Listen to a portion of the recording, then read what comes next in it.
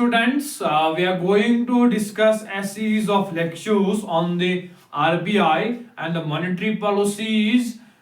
In this lecture, we are going to discuss about the RBI evolution, how RBI has evolved, and what are the factors that was responsible for the evolution of RBI. So we will discuss these factors, these determinants one by one, but I have made it a very easy topic because if we go through the evolution of RBI, there are different documents, there are different sources that is being responsible for the evolution of RBI. So I have taken a sort of documents, I have taken a sort of information from these particular documents, and I am here to frame that particular data and that particular information here, so that you will be able to understand how the RBI has evolved over time. So basically this is very important concept in the, we call it the competitive conception. अगर की बात करेंगे तो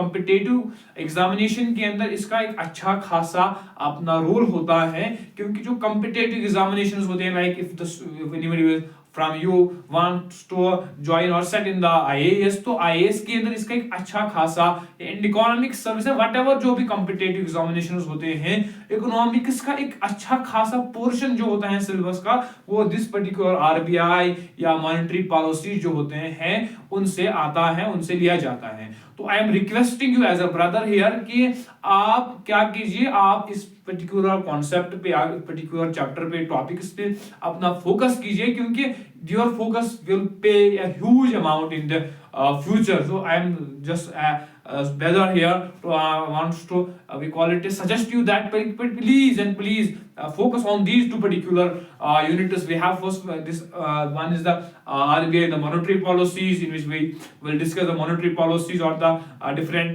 we call it the mechanisms of the monetary policy, and the second chapter, that is the financial system. That is very important concept also. So I am here to present the RBI evolution. अगर हम बात करेंगे RBI और RBI की evolution की, तो it is very easy topic. कोई revolution नहीं है, वो ऐसे है इवॉल्व हो गई. This not the concept of the history, एक मैन की ऐसी evolution. Still this is very important, but still there are some dates and there are some we call it the important some events that you have to mention, that you should have mentioned in your notebook and mention these events in this particular mind. So क्या है कि जब हम evolution देखते हैं RBI का, तो हम कहते हैं कि as we know that the if question आता है कि how RBI has been established, तो हम कहते हैं कि RBI establish हुआ है 1935 के अंदर.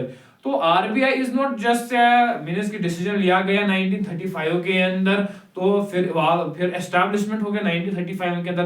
किसी पर्टिकुलर अथॉरिटी ने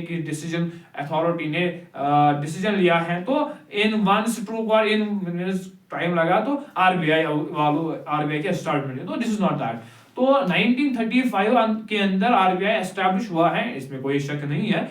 but this is culmination of various efforts, that previous efforts जो थे उसके कल्मिनेशन, उसकी एक we call it summation of that particular, and the RBI was established. तो अगर हम बात करेंगे कॉन्सेप्ट ऑफ बैंकिंग की, तो it was from the we call it the British India. जब ब्रिटिशर्स यहाँ पे थे, as we know that India पे एक अच्छा खासा अरसा ब्रिटिशर्स ने गुजारा है. ब्रिटिशर्स के अंदर रह चुकी है इंडिया फ्रॉम 16th सेंचुरी, जब यहाँ पर ईस्ट इंडिया कंपनी आई थी ट्रेड के लिए. तो फिर different we call it independence तक हमारी कंट्रोल जो था ब्रिटिशर्स के पास था. तो everything was in the hands, rest in the hands of Britishers. तो बेसिकली क्या हुआ, तो उसी दौरान के अंदर फर्स्ट जो था कि it was the governor general of Bengal, जो बंगाल था, जहां पर आपने नाम सुना होगा बैटल ऑफ प्लासी बक्सर, जहां पे हेल्ड हुई है, जहां पर उसने प्लेस लिए टेक्स प्लेस. तो बंगाल का जो गवर्नर था, इट वाज वैरेन हेस्टिंग्स. बंगाल का गवर्नर था, इट वाज वैरेन हेस्टिंग्स.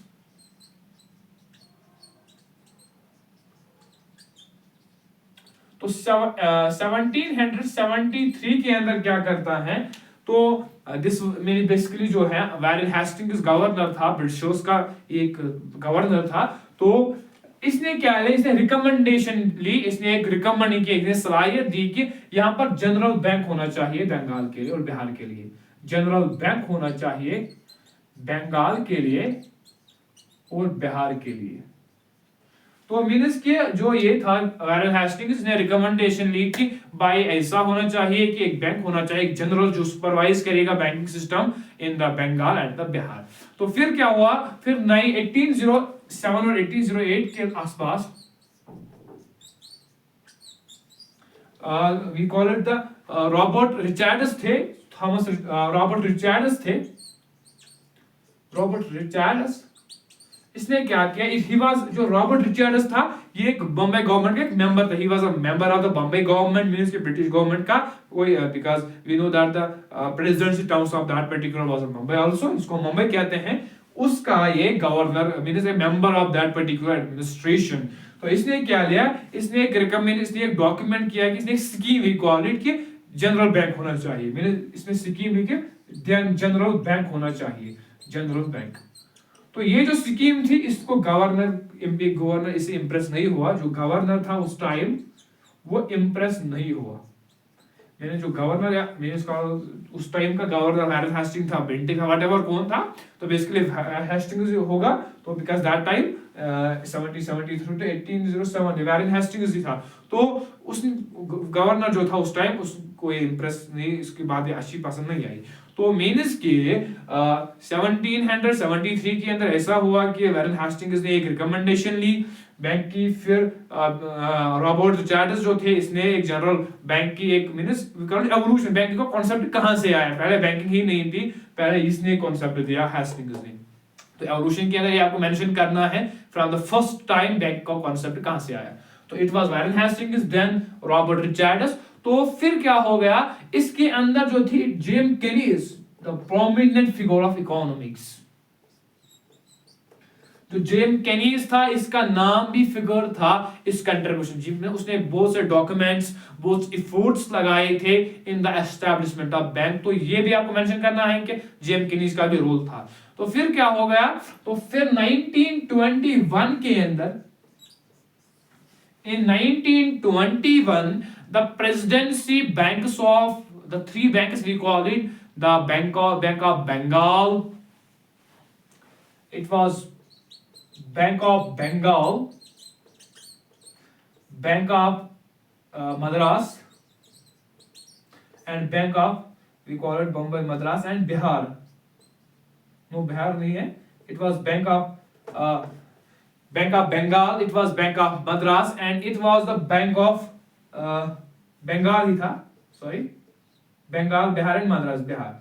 तो बैंक का बंगाल, बैंक ऑफ बिहार और बैंक ऑफ मद्रास जो था, तो उस टाइम क्या हुआ, ये जो तीन बैंक्स थे they were amalgamated and to form a particular bank, जिसका नाम जो था इंपीरियल बैंक हुआ था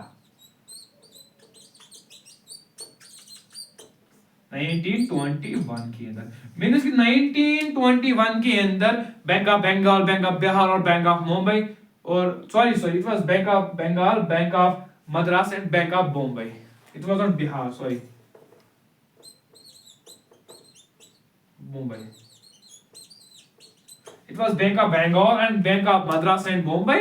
So they were, means we call it, they were emerged or amalgamated to form a particular bank that was the imperial bank. तो why, अगर ये भी क्वेश्चन आता है कि why they means emerged, तो merge इसलिए हुआ कि there was a need of general bank, there was some banking issues to form a particular general bank in that particular times. So during this particular time, that was 1921, the Bank of Bengal, the Presidential Bank of Bengal, the Bank of Madras and the Bombay, जिसको हम मुंबई कहते हैं आज, तो they were amalgamated and to form a particular bank that was a Bank of Imperial Bank of 1921. तो फिर क्या हो गया, तो इंपीरियल बैंक का कॉन्सेप्ट आया 1921 के अंदर। तो अब जो था, अब now this was imperial bank. तो इंपीरियल बैंक जो था ये एज ए सेंट्रल बैंक की तरह फंक्शन करता था, जैसे कि आरबीआई है, मींस एक्ट, मतलब जो इंपीरियल बैंक था ये act as a government institution, तो गवर्नमेंट के लिए भी एक एक्ट होता था, means it acts as agent to the government, different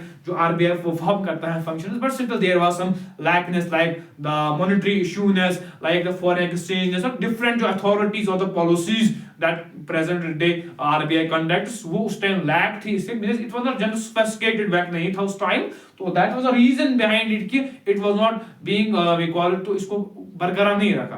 तो फिर क्या हो गया, फिर जो हम बेसिकली जो बुक्स के अंदर होता है, फिर यहाँ से फिर स्टोरी वापस बेसिकली जो बुक्स होते हैं, जो ऑफर्स होते हैं, वो अब यहाँ से स्टार्ट करते हैं। जब इंपीरियल बैंक आ गया तो फिर वो 1926 यंग हिल्टन कमीशन आती हैं बुक्स। तो मैंने इसको भी आपको मेंशन करना है, this also comes in the evolution of RBI. तो फिर क्या हो गया, तो फिर 1926 के अंदर एक कमीशन बैठता है, जो आपने नाम सुना होगा, यंग हिल्टन कमीशन जिसको हम बोलते हैं।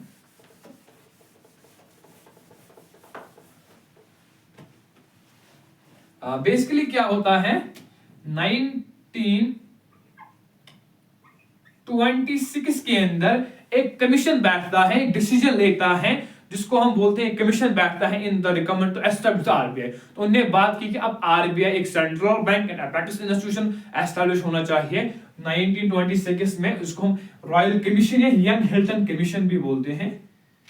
This is called it the Young Hilton Commission, Young Hilton Commission और रॉयल कमीशन। उन्होंने रिकमेंड किया कि आरबीआई एस्टैब्लिश होना चाहिए, बिकॉज हेड इसका जो था it was a royal Hilton.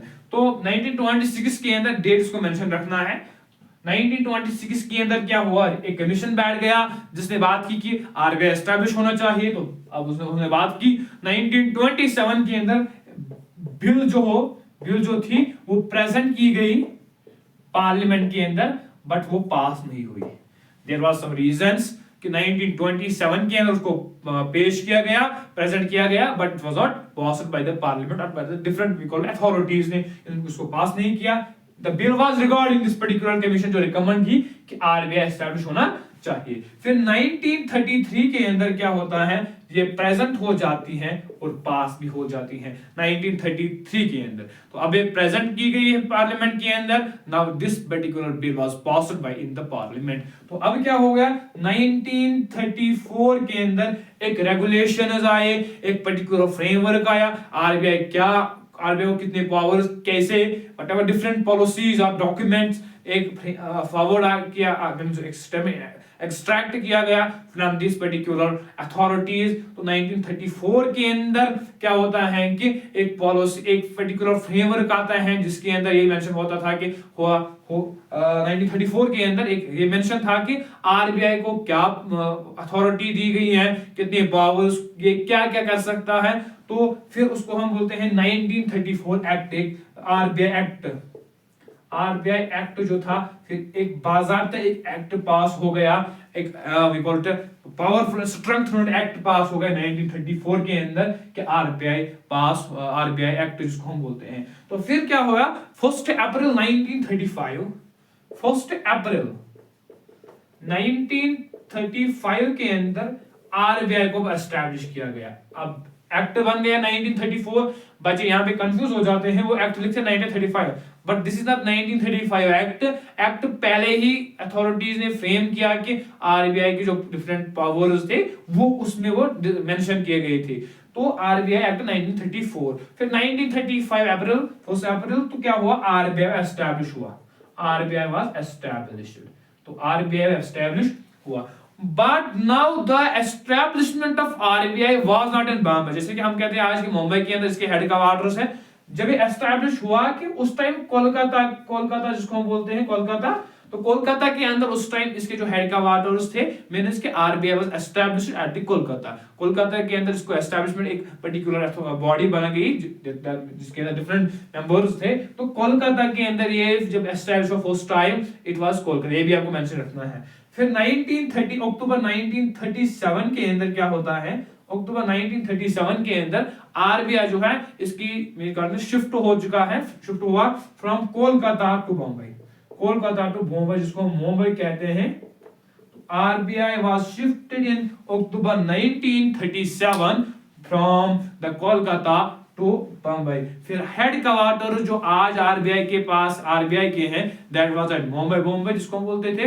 तो ये शिफ्ट हुआ फ्रॉम कलकत्ता इन 9 अक्टूबर 1937। अब यहां पर आपको ये भी मेंशन रखना है कि जो आरबीआई था ये जो था ये 1947 तक बर्मा जो था, बर्मा एक इंडिया का जो पार्ट था, फिर वो सेपरेट हो गया, तो इम्पार्ट हो पार्शल हो गया आरबीआई सॉरी इंडिया का, इट वाज बर्मा। इसने रिक्वेस्ट की आरबीआई को प्लीज भाई कि हमारे अकाउंट्स को भी मैनेज कीजिए, कहां तक फिर आरबीआई ने वो रिक्वेस्ट एक्सेप्ट की, उनके अकाउंट्स उनकी बैंकिंग सिस्टम को रेगुलेट किया, मैनेज किया। That was from this particular establish हुआ टिल 1947 तक। तो फिर क्या हो गया, पाकिस्तान जब 1947 के अंदर पाकिस्तान बाइफरकेट हुआ, मींस पार्टीशन हो गया, partition of India, that we know that the Mountbatten plan, जिसको हम आज आपने पढ़ा होगा, तो वो पार्टीशन जो था ऑन दैट पर्टिकुलर बेसिस, तो माउंटबैटन जो प्लान हो गया उसने पार्टीशन,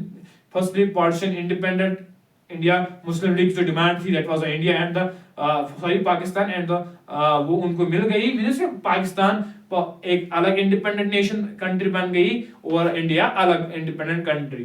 तो उसने फिर पाकिस्तान जो था, पाकिस्तान ने अगेन रिक्वेस्ट की आरबीआई से कि हमारे अकाउंट्स को भी मैनेज किया, आरबीआई ने वो भी रिक्वेस्ट एक्सेप्ट की टिल जनवरी टिल 1948 जनवरी अराउंड शायद 1948 तक, जब पाकिस्तान का अपना बैंक हो गया सही, हाँ, तो उस टाइम नहीं, सिंपली आपको याद रखना है कि जनवरी 1948 तक आरबीआई ने पाकिस्तान के अकाउंट्स को भी मैनेज किया गया।